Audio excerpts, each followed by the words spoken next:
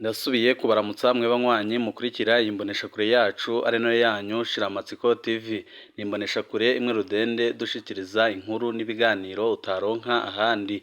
Uyu ni umwanya w'amakuru agezweko ari kuvugwa ngaha mu gihugu c'u Burundi, aho ino mboneshakure yacu ari nayo yanyu Shiramatsiko TV ibategurira amakuru ahambaye cane aba ari kuvugwa mu bisata bitandukanye, aho twibanda cane ku makuru aba ari kuvugwa ku gateka kazina muntu, aba ari kuvugwa mu butungane, aba ari kuvugwa mu cibano, aba ari kuvugwa ku mbuga ngurukana bumenyi ndetse n'andi yose mutamenye mwaranyegejwe turatohoza amaze tukabashikiriza ido nido. Twabateguriye amakuru ahambaye cane arabana n'ibiriko biravugwa ngaha mu gihugu c'u Burundi, aho leta ya Perezida Evariste Ndayishimiye itorohewe kubera ubukene abarundi barimo baterwa n'ibura ry'igitoro, kandi Perezida Evariste Ndayishimiye akabandanya kwikorera ibikorwa byiwe atarabye ku nyungu z'abanyagihugu, aho abanyagihugu mu mihungo yose igize igihugu c'u Burundi batanguye gusaba Perezida Evariste Ndayishimiye gupfuma agatanga imihoho niba kurongora igihugu c'u Burundi byaramunaniye, kuko biraboneka neza ko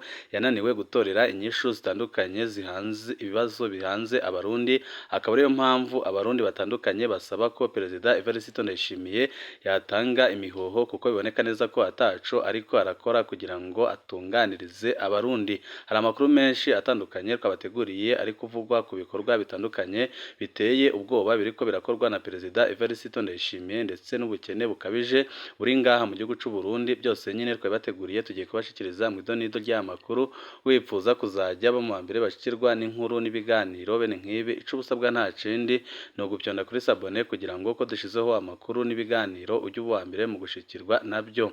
Abakozi ba leta barahangayikishijwe n'amasengesho y'umuryango wa Perezida Ndayishimiye, mu gihe biboneka ko ayo masengesho atwara uburyo bwinshi, kandi bikaboneka ko ayo masengesho atanico yungura igihugu, kuko biboneka neza ko ayo masengesho akorwa n'abategetsi bakomoka mu mugambwe uri ku butegetsi CNFD, ari amasengesho kugumya kwangiza itunga ry'igihugu, kuko biboneka neza ko ari amasengesho atagira ikintu na kimwe yungura abarundi.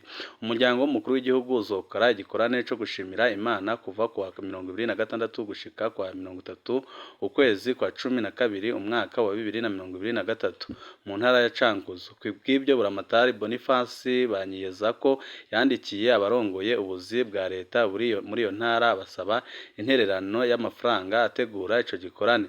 Iyo ntererano isa n'itegeka, kuko umukozi wa leta wese biranditse neza amafaranga ategerezwa gutanga.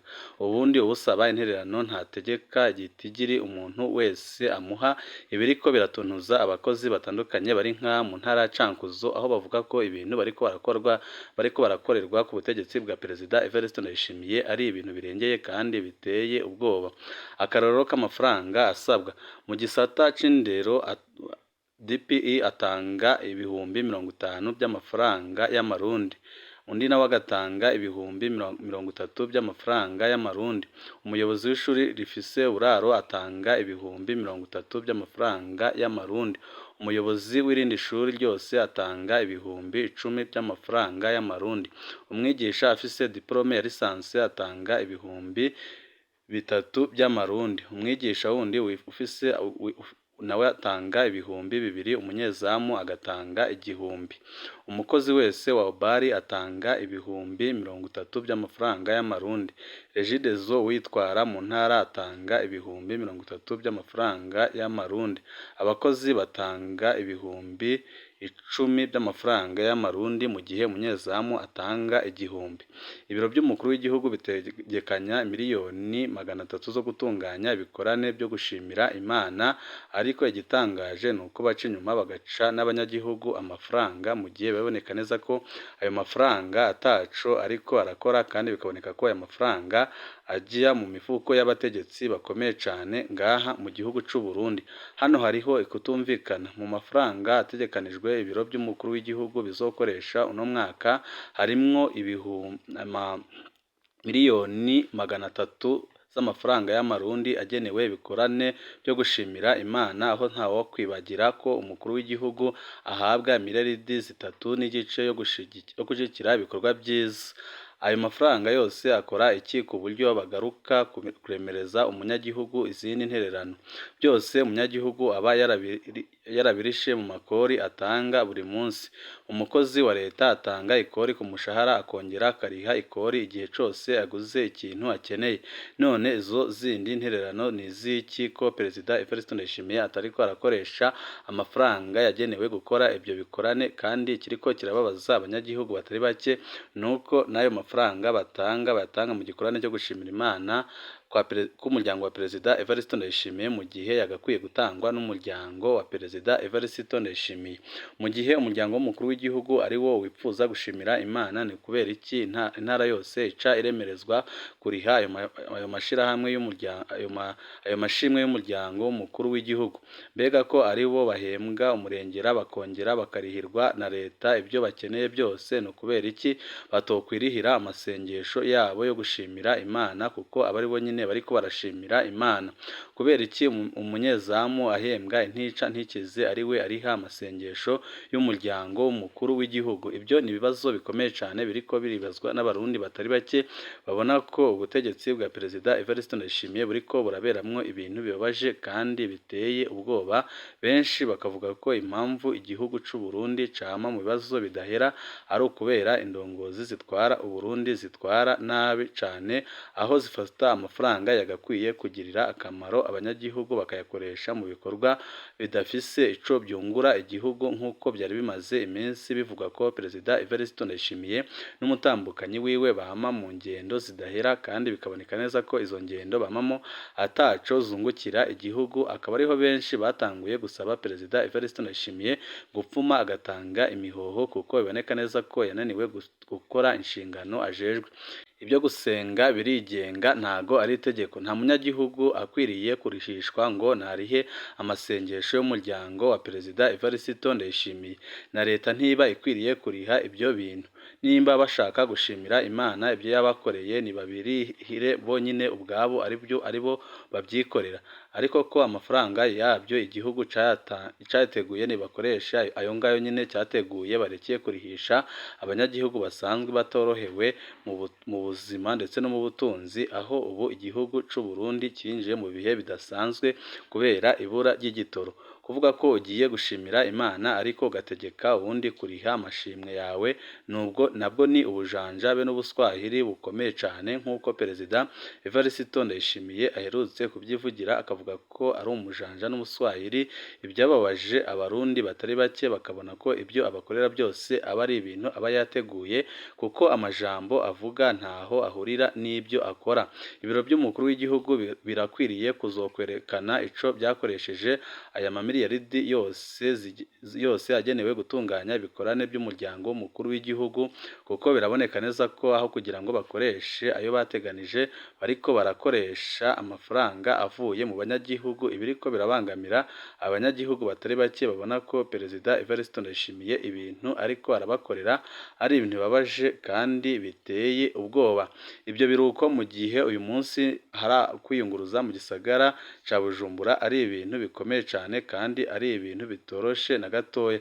Ibaze kubyuka mu gatondo ugasanga nta mazi mufise, ugaca uja kurondera bisi ukayihebura, ugaca uhitamwo kuva Karama, Kanyosha, Rubirizi canke Ruziba n'amaguru, aho kandi nta cayi uba wanyoye kuko nta sukari irangwa mu nzu ngaha mu gihugu c'u Burundi. Ushitse muri ville ugasanga umuyagankuba wacitse, ukurirwayo ataco ukoze ngo urindiriye ko umuyagankuba ugaruka, ukarinda bwira ugahitamwo kuja kurondera bisi ngo witahire. Ushitse ugasanga harera nta bisi ihari, ugaca ufata urugendo n'amaguru. Ushitse izo saa 3 z'ijoro ugasanga y'amazi ntaraza kandi nta muyaga nkuba urigera uhaboneka. Umuntu yovuga ko rirenga atimyoje uwo n'utaba mu Burundi kandi nutazi ingorane ziriko zirabera ngaha mu gihugu c'u Burundi, aho biboneka ko ubutunzi bw'igihugu bwatabagaye ku rugero rutarigera ruboneka kandi rutarigera rubaho, aho mu gisagara ca Bujumbura ndetse no mu mihingo yose igize igihugu c'u Burundi hari ingorane zikomeye cane kubera ibura ry'igitoro. Byose nyine bikaza bishirwa ku mutwe wa Perezida Evariste Ndayishimiye, kuko biboneka ko ari wananiwe gutunganya igihugu neza kugira ngo abarundi boroherwe bose nyine bakaba batanguye gusaba Perezida Evariste Ndayishimiye gutanga imihoho kuko biboneka neza ko ata nteguro nziza afitiye igihugu c'u Burundi. Ibyo byose biriko birateza ikibazo gikomeye cyane ngaha mu gihugu c'u Burundi, aho babajije umushikiranganji ujejwe kunguruza abantu ndetse no kuzana igitoro mu Burundi akabura ico asubiza, agasubiza ko ata amadolari ari ngaha mu gihugu c'u Burundi. Ibyahise bitera abarundi batari bake kugira ubwoba bukomeye cyane, bakavuga ko n'ubundi igitoro kitazigera kiboneka ngaha mu gihugu c'u Burundi, kuko leta ntago irigira iva mu gacerere ngo ivuge uburyo kigiye gukora ibishoboka byose kugira ngo izane igitoro ngaha mu gihugu c'u Burundi. Emmanuel Sinzohagera ntabona kumwe n'umushikiranganji mu byo ajejwe harimwo gutwara abantu n'ibintu ku kibazo kijanye n'ikena ry'ibitoro. Kuri uyu wa gatatu igenekerezo rya 20 Kigarama 2023, mu gihe umushikiranganji mu byo ajejwe harimwo ubudandaji no gutwara abantu n'ibintu Marie Chantal Nijimbere yari aramutse yicura ibibazo by'abakenguza amateka, byagaragaye ko atanyishu afise ku kibazo c'ikena ry'ibitoro. Ibyatumye Emmanuel Sinzohagera arongoye inama nkenguza amateka y'u Burundi yibaza utubazo twinshi, kandi akavuga ko yakoze amakosa akomeye cyane kuko abanyagihugu bariko barahura n'ingorane zikomeye cyane. Kubwiyo ngo ntatahura uko umushikiranganji mu byo ajejwe harimwo gutwara abantu n'ibintu aronka igitoro akoresha mu kwiyunguruza, mu gihe hageze ko abenegihugu biyunguruza bakoma induru kubera baburaniwe kubera ibura ry'igitoro. Icyo kibazo nyine akaba Emmanuel Sinzohagera akibaza, kandi akaba akibazanya n'abandi barundi batari bake babona ko leta ya Perezida Evariste Ndayishimiye inaniwe, kandi bakabona ko ititeguriye gukemura ibibazo biri ngaha mu gihugu c'u Burundi. Yamubajije ati mwiyunguruje gute mwebwe, mwashitse ngaha gute? Yongera ati abenegihugu mwobaha inyishu iyihe ko ari mwebwe mujejwe gutwara abantu n'ibintu? Umushikiranganji Marie Chantal Nijimbere yishuye ko kuberekeye kugira ngo ibitoro biboneke babuze amafaranga mvamakungu yo kugura ibitoro, ibyashavuje abarundi batari bakeya basanzwe bazi neza ko amafaranga mvamakungu asesagurwa n'abategetsi bakomeye cyane bakomoka ku mugambwe ku butegetsi harimwo n'umukuru w'igihugu, ariko byagira kurangura igitoro akabura, akaba ari ibintu bitoroheye na gatoya abarundi, aho bavuga ko Perezida Evariste Ndayishimiye arakwiye kugira ibyo ahindura, atabihindura nyine akapfuma agatanga imihoho, kuko biboneka neza ko ingendo afise ataho ishobora gushikana igihugu c'u Burundi. Yongeye ati abenegihugu mwobaha inyishu iyi ko ari mwebwe mujejwe gutwara abantu n'ibintu.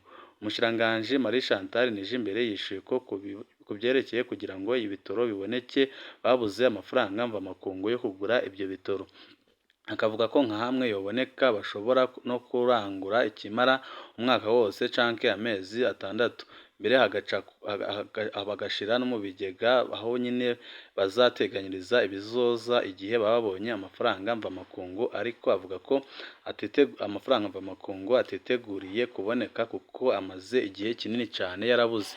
Ubwa Sinzohagera we abona ko izo nyishu zidakwiye ku muntu ajejwe ikibazo nkoramutima nk'igitoro. Abona ko umushikiranganji yari akwiye gutanga n'umwizero ku benegihugu, akababwira ibiriko birakorwa kugira ngo ico kibazo gitorerwe umuti burundu. Kubwiwe kandi ngo ntatahura impamvu igitoro gikena uyu munsi, ibintu byari byifashe neza kandi no mu bihe bigoye Uburundi bwaciyemo igitoro kitarigeze kibura, aho benshi mu Barundi bashavuye cyane bakavuga ko n'igihe igihugu cari mu ntambara kitigeze kibura igitoro, ariko iki gihe leta yirirwa avuga ko ibintu bimeze neza akaba aribwo igitoro kibura. Ariko agasaba leta yari yaserukiwe n'uwo mushikiranganji ko nyabona nimba ifise ikibazo c'ikena ry'amafaranga mvamakungu yakora ibishoboka byose ikigira ku gihugu ca Kenya cashoboye kuronka abo gikorana kikariha igitoro mu mashiringi. Bamwe n'abandi bakabona ko ibyo umushikiranganji yasubijwe ajejwe ibibazo ikibijyanye n'ibitoro ari ibibazo nyine ari byo yasubije, kuko nyine biboneka neza ko nta nyishu yatanze ihumuriza abarundi, kuko biraboneka neza ko leta ititeguriye kuzana igitoro ngaha mu gihugu c'u Burundi, ahubwo ibandanya gukora ibikorwa ubuhamengo. Ibyo bikorwa nyine n'ubundi ntaco bimariye abanyagihugu, aho Perezida Evariste Ndayishimiye n'umuryango we bibera mu bikorwa bitandukanye byatumye aho batanezwe abene gihugu ibiriko birashavuza abarundi batari bake bakabona ko igihe cyari kigeze kugira ngo Perezida Evariste Ndayishimiye atange imihoho kuko biboneka neza ko yananiwe gutunganiriza abene gihugu. Banywanyi bacu ni ngaha duce dusozerera amakuru kari kabateguriye mu kandi kanya kari buze andi makuru turi buze kubashikiriza. Wifuza kuzajya uba mu wa mbere bashikirwa n'inkuru n'ibiganiro bene nk'ibi, ico usabwa nta kindi ni ugupyonda kuri sabone kugira ngo ko dushizeho amakuru n'ibiganiro ujye uba uwa mbere mu gushikirwa nabyo.